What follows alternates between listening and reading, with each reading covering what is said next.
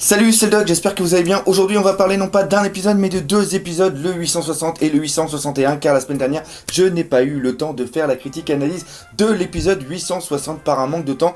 Et en un sens, c'était pas trop grave, car ces deux épisodes vont très bien ensemble, car on a eu dans le 860 le flashback par rapport à la fin du combat de Nekomamushi Inuarashi et de Jack, avec l'arrivée bien sûr du gaz et...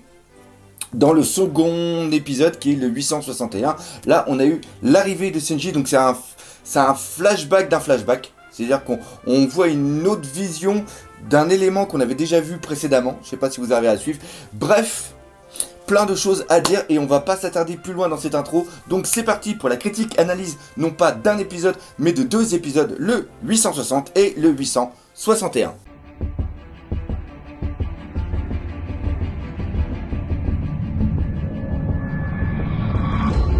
Comme chaque début de vidéo, on va faire un petit récapitulatif de savoir l'épisode correspond à quel chapitre. Donc l'épisode 860 correspond à la totalité du chapitre 810 et l'épisode 861 correspond à presque la totalité. Il doit manquer 2-3 pages du chapitre 811. Donc là c'est bien, la Toei revient sur un épisode égale un chapitre et ça c'est vraiment excellent car... Pour l'épisode 860, il n'y a pas eu trop de rallonge. Peut-être qu'au niveau de l'épisode 861, c'était un petit peu trop fort. Il y a trop de choses qui ont été rajoutées au niveau de l'équipage quand ils soignent, puis qu'à la fin il y a un petit peu la fête. Enfin bref, mais c'est pas trop gênant car ça, encore une fois, ça apporte vraiment...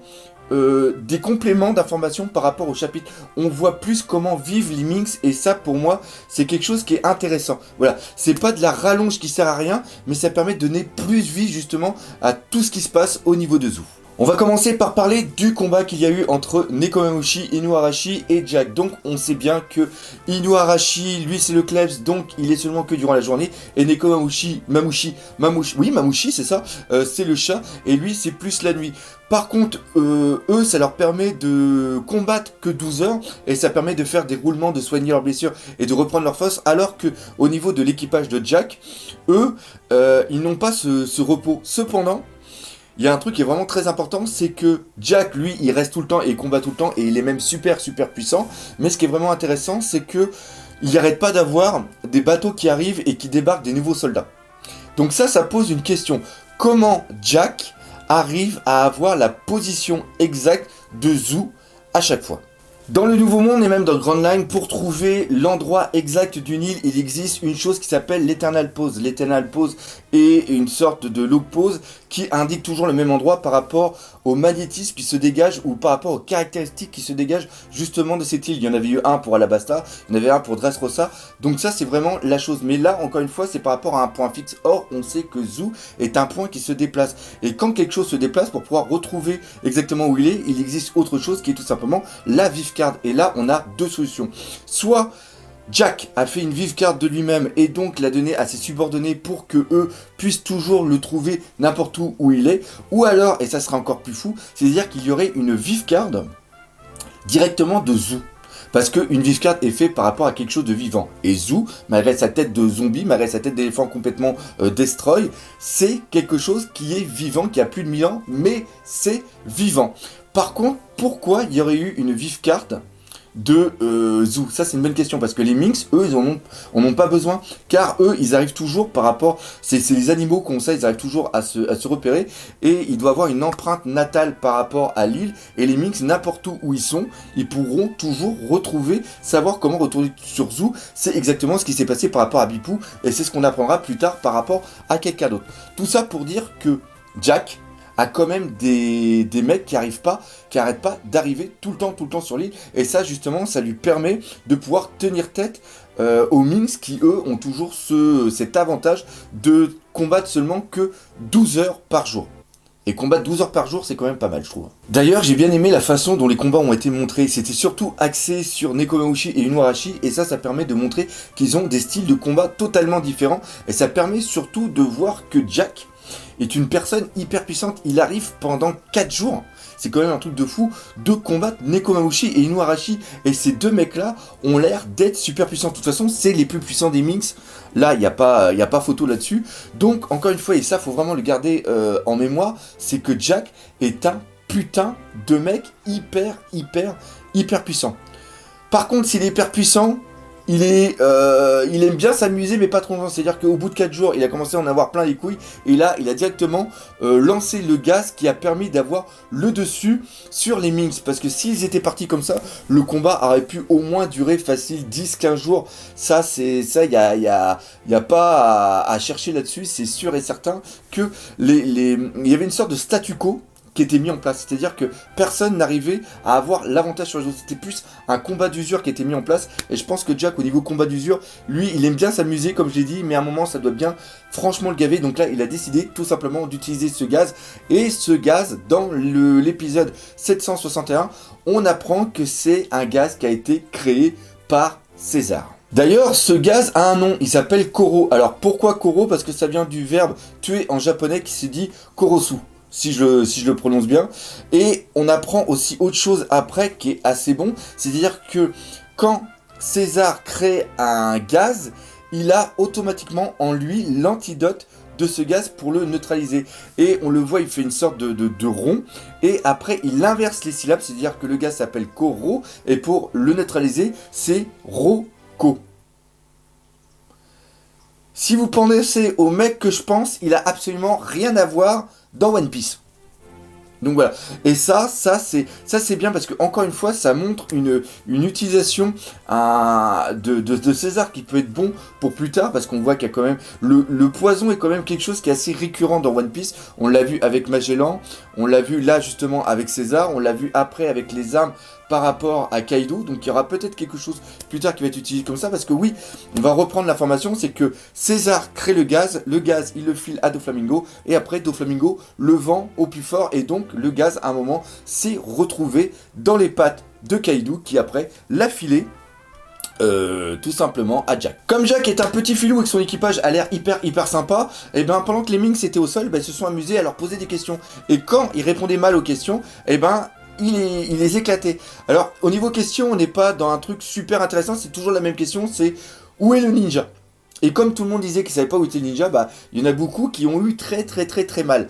Ça aurait pu durer quand même assez longtemps, parce que Jack là il était parti pour carrément tuer toute la population, et en un sens au bout de 48 heures normalement tout le monde aurait été mort. Sauf que entre temps il s'est passé un truc génial, d'ailleurs il faudra que je reprenne à faire une putain de chronologie une fois que l'arc Zou sera terminé, c'est-à-dire que il a reçu le journal, Jack a reçu le journal, et il a appris que Doflamingo avait été abattu par Luffy et aussi par rapport à l'eau, et qu'après il était emmené direct, qu'il était prisonnier par la marine. Donc il a décidé d'aller sauver Doflamingo, parce que Doflamingo, encore une fois, est hyper important par rapport au projet qu'a Kaido. J'en dis pas plus, mais ça c'est important. Donc Jack a décidé de partir avec une partie de sa flotte et a laissé derrière lui Ship-Head Sama, Rami et quelques soldats pour justement, vu que le peuple Minx était à 2 doigts de crever, pour essayer de trouver quand même ce putain de ninja. Et là, par rapport à ça, en un sens, et c'est bien ce que dit justement Inuarashi, Luffy, par ce qu'il a fait au niveau de Dressrosa, a sauvé le pump des Minx. Et ça c'est bien parce que ça montre que une action d'un côté peut avoir des répercussions n'importe où. Et d'ailleurs la chute de Doflamingo va avoir des répercussions dans le monde entier. Donc petit récapitulatif pour ceux qui n'ont pas suivi. À un moment, Jack est arrivé sur l'île. Il a combattu pendant 4 jours le peuple des Minx. Il y a eu un statu quo. Au 5e jour, il décide d'envoyer le gaz et de continuer à torturer tous les Minx. Et le 6e jour, suite à la défaite de Doflamingo, enfin à l'annonce de la défaite de Doflamingo, Jack décide de partir. Et le 7e jour, qu'est-ce qu'il y a? Il y a Dieu qui décide tout simplement de se reposer, parce que vu qu'il avait mis déjà 6 jours à créer la Terre, je suis en train de me planter de bouquin. C'est une bande dessinée aussi avec un mec qui crée le monde, un truc complètement con. Non, c'est pas ça que je suis en train de parler, on est en train de parler de One Piece. Et donc, le 7e jour, qu'est-ce qui s'est passé le 7e jour? Il y a tout simplement l'arrivée de Senji, Chopper et tout le monde, qui voit justement qu'il y a un gros problème. Il hâte la gueule à Ship-Head Sama, il remarque qu'il y a le gaz. On apprend que le gaz est une œuvre de César. César arrive à neutraliser le gaz, il crée l'antidote et tout le monde est content. Voilà. Alors ça, c'est vachement schématique parce que ça a pris énormément de temps au niveau de cet épisode. D'ailleurs, je pense que ça a été un petit peu trop. La détresse de Wanda, par contre, était très très bien réalisée quand elle les prend justement pour des sbires justement de Jack. Elle aurait dû remarquer que les sbires de Jack avaient quand même une drôle de gueule et que là, des gonzesses avec des nibards comme ça, il y avait quand même Rami qui était présente. Mais enfin bref, au premier abord, on voit quand même que Sanji et son équipage ne ressemblent pas du tout à des personnes de Jack. Donc là, la petite situation est un petit peu bizarre, mais bref, la détresse est bien faite. On a une dynamite avec une mèche qui est vraiment très très très très très longue à s'éteindre. Ça aussi, ça m'a bien fait marrer. Mais bref, tout le monde arrive à être soigné, tout le monde est content. La petite musique de Brinks no Sake m'a toujours fait un petit peu d'effet à me foutre la chair de poule. Je sais pas si pour vous, ça vous a fait exactement le cas. Mais on comprend maintenant pourquoi l'équipage de Luffy a autant été accueilli les bras ouverts. Et bah, c'est cette mise en place qui était un petit peu longue, mais qui était quand même nécessaire. Mais ça pose quand même la question de savoir qu'est-ce qui va se passer ensuite. Et bien ça, on le verra dans les 2 prochains épisodes qui ont l'air d'être vraiment très très bons. Déjà par rapport au teaser qu'on a justement à la fin de l'épisode 761, ça annonce vraiment du bon. Et d'ailleurs, je voudrais faire une petite parenthèse ici, où l'animation et l'art des 2 épisodes était vraiment correct. Et je sais pas si vous avez remarqué, mais Nami et aussi Robin ont des nichons normaux, chose quand même assez rare dans l'anime. Donc là, c'est un bon point. Par contre, là où a pêché pour moi l'anime par rapport au manga, c'est la détresse et la cruauté qui a été employée par Jack. C'est-à-dire que l'épisode 760 et le chapitre 810 finissent par le même cliffhanger, c'est-à-dire Nekomamushi et Inuarashi qui sont attachés et il manque un bras à l'un et une jambe à l'autre. Je ne sais, dites-le moi dans les commentaires. Hein. Je ne sais pas pour ceux qui ne lisent pas le manga et qui ne font que regarder l'anime si ça vous a choqué. Moi personnellement, quand j'ai lu le manga, j'ai été choqué. Mais choqué grave parce que j'ai repris les deux. Ce qu'on voit dans le manga et ce qu'on voit dans l'anime, c'est totalement différent. Même s'il y a la jambe coupée et même s'il y a le bras coupé, la manière dont c'est dessiné, le fait qu'il y ait plein de... que ça soit assez sombre, que ça soit assez dark, ça vient plus te choper ici. Là, il manque du sang, il manque quelque chose dans l'anime. On ne sent pas la cruauté qu'a fait part justement Jack pour justement torturer Nekomamushi et Inuarashi. Et c'est vraiment quelque chose qui manquait. Parce que faut qu'on ressente la détresse du peuple. C'est hyper important pour plus tard. Et là, on la sent. On la sent à travers les larmes de Wanda et la détresse de Wanda. Mais on ne le ressent pas autre part. Pareil, Pedro, ça s'est bien amené. Mais il manque quelque chose pour qu'on ressente vraiment toute cette douleur. C'est-à-dire qu'on n'a pas d'empathie envers les Minks par rapport au massacre qu'ils ont eu. On est comme un spectateur, mais on n'a pas de... on ressent rien. Et je trouve que c'est vraiment dommage parce que, normalement, encore une fois, l'anime est là pour ajouter quelque chose qu'on ne ressent pas dans le manga. Par exemple, les combats, on ressent plus les combats dans l'anime que dans le manga. Et cela, c'était présent justement quand on voit Nekomamushi et Inuarashi combattre Jack. Mais là, pour moi, c'est vraiment là-dessus qu'a pêché l'épisode 760, et inversement, l'épisode 761, ça a trop été bisounours. C'est-à-dire que la détresse et le fait de comment le médicament a été créé, le remède a été créé, c'est sympa, mais après ça fait trop bisounours. Il y a trop de joie, ça vient vraiment atténuer toute la souffrance du peuple qui, encore une fois, est hyper importante pour plus tard. Par rapport à ce flashback, comment il a été raconté, on voit des réactions qui sont propres à certains personnages.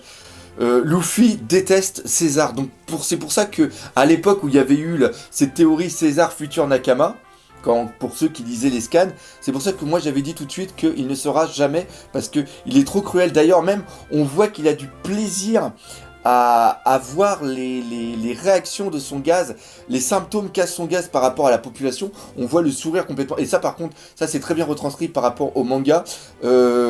Chopper latte la gueule, et on voit aussi que Sanji a aucune empathie par rapport à César, et de même que la façon dont le gaz a été créé, il a créé le gaz spécialement pour que les personnes souffrent pendant 48 heures. C'est quand même assez malsain. Donc là on voit vraiment que César, c'est absolument impossible qu'il devienne le prochain Nakama des Mugiwara. Et c'est exactement la même chose pour Eneru, hein. Là aussi, petit truc. Et aussi, l'autre chose, c'est qu'on voit Zoro. On voit plusieurs fois Zoro, un gros plan sur lui quand il parle de Jack. Donc là, il peut peut-être y avoir quelque chose Zoro contre Jack. Ça serait quand même pas mal. Même si Inuarashi et Nekomamushi ont une sacrée revanche à prendre par rapport à Jack. Et aussi Franky quand on le voit pleurer et tout. Donc ça, c'est vraiment intéressant. Ça rajoute toujours une fois, ça rajoute un petit peu de vie. Moi, c'est quelque chose que j'adore. Et c'est aussi pour ça que je regarde l'anime. Donc voilà, cette critique analyse d'épisode est maintenant terminée. Vous aurez remarqué que je ne mets pas de passage, que je ne mets plus, excusez-moi, de passage d'anime pour plusieurs raisons. Mais ça, j'en parlerai dans le point doc qui devrait sortir d'ici une semaine. Je crois que ça va sortir vers la fin du mois. Comme d'habitude, j'espère quand même que vous l'aurez bien apprécié. Si c'est le cas, n'hésitez pas à partager, parlez autour de vous, laissez des commentaires et défoncez la gueule de ce putain de pouce bleu. Et nous, comme d'habitude, on se dit à bientôt pour de nouvelles aventures One Piece. Allez, salut mes nakamas.